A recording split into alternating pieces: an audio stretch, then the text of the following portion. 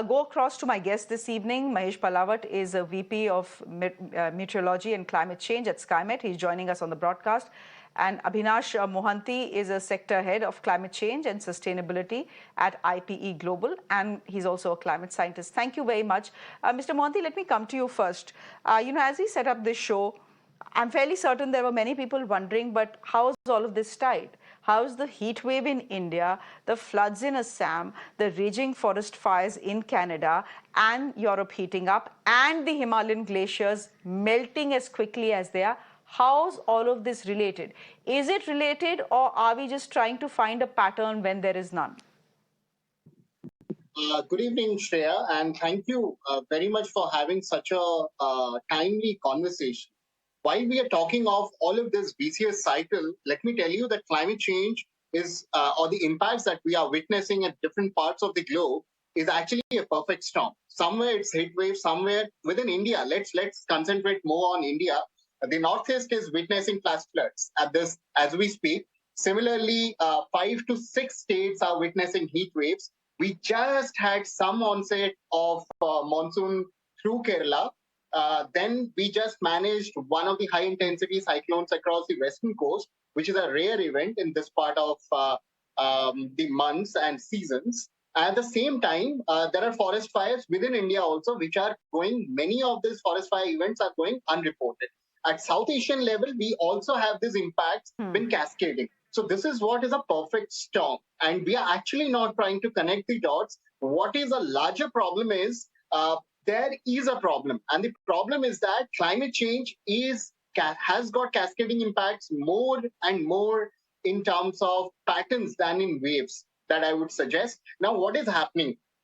This is what is happening. We have, while we are gearing up or preparing for monsoon, because we are almost in the flag end of June, where we should start preparing for incessant, rather than incessant rainfall, monsoonal floods to be managed. We are trying to manage heat waves. And there are already reporting which has happened that more than 100 people have lost their lives. Of course, the empirical evidence has to be connected on this. But what is a major concern is heat waves in flag end of June. That's point number one. Point number two is we have got floods in the northern eastern part, and all of these cascading impacts are ravaging our lives and livelihood, more importantly, and infrastructures are getting damaged, number one.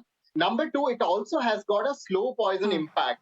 It is why, because India's 3/4 of the districts are extreme event hotspots. More importantly, 8 out of 10 people are exposed to heat wave or heat wave-like situation. That means even if there is some sort of relief due to rainfall, our thermal comfort levels are kind of not within the benchmark. That's why there comes the question of whether we have accessibility to kind of cooling appliances. So the whole conversation of just transition comes into picture.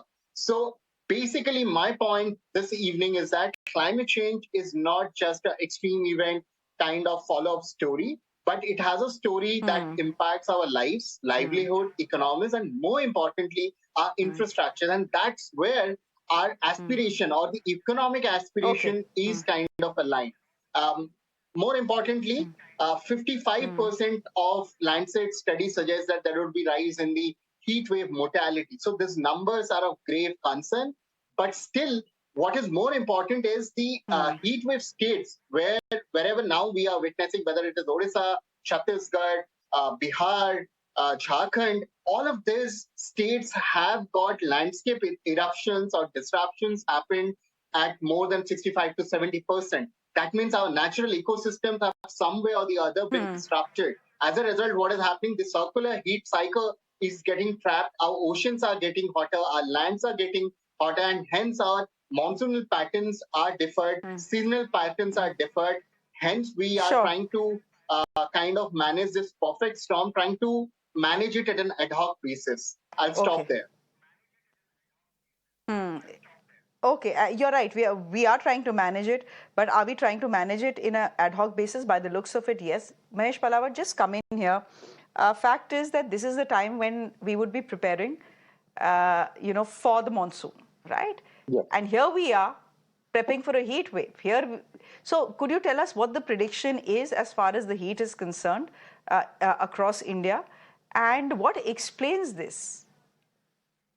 See, Shreya, Mr. Mohanty has rightly pointed out that there should have been a monsoon rains over eastern parts of the country by now, particularly over Bihar, Jharkhand, West Bengal, Odisha, eastern parts of Uttar Pradesh. But monsoon is lagging behind because the cyclone Biparjoy, which has pulled almost all the moisture towards it, and monsoon was stagnant over South India as well as over eastern parts of the country. But now the cyclone has dissipated and it is moving as a low pressure area over eastern parts of Uttar Pradesh. And now this low pressure area will pull the monsoon current from Bay of Bengal, and rain activities are anticipated anytime soon in next 24 to 48 hours, leading to abatement of heat wave over most parts of East India. So the monsoon rain will be very fast. Now the progress of monsoon will be very fast across Indo-Gangetic plains and central parts of the country, because low pressure area will be giving heavy to very heavy rain over Okay. many parts of Uttar Pradesh and Madhya Pradesh, and the monsoon will pull. You can say pull effect will be there due to this low pressure area, eastern parts of country as well as Uttar Pradesh, and monsoon will reach very soon by 27 or 28 of June over Delhi, parts of Haryana, uh, eastern parts of Punjab, as well as Uttarakhand and some parts of Himachal Pradesh. So heat wave will persist for another 24 to 48 hours. Thereafter, there will be relief. Yeah. So no, heat wave will persist for the next 24 to 48 hours over North India, sir, and then it will abate, or is it just East India and then it will abate? Yeah, it will be over East India. Then the western parts, northwestern parts of the country will have to wait much longer up till 27 or 28 of June. During that time, we expect that monsoon will progress over northwest India, particularly over western parts of Uttar Pradesh, most parts of Madhya Pradesh, eastern parts of Punjab, Haryana, Uttarakhand, Himachal Pradesh, but Rajasthan and Gujarat. These two states have been experiencing very heavy downpours since last 4 to 5 days, but now weather is going to be dry over these areas for at least next 7 to 8 days. So heat wave will once again reappear over parts Okay. of Gujarat and Rajasthan, and it will be continuing until end of the month, because Okay. monsoon rains will be approaching those areas by end of the month or first week of July. Yeah. Okay. So essentially, Mr. Palawat, what you're telling us is that while East India will get some relief from the heat, fact is that Uttar Pradesh, Bihar, other states in the northern belt till the 27th or the 28th, the heat wave will continue. We'll leave it there for the moment. Thank you very much, Mahesh Palawat, for joining us on the broadcast. Abinash Mohanty, thank you very much for joining us on the broadcast as well and giving us a perspective about how what is happening around the world weather-wise is connected really, and what is going to happen in India over the next 48 to 72 hours. Thank you. Thank you very much for joining us.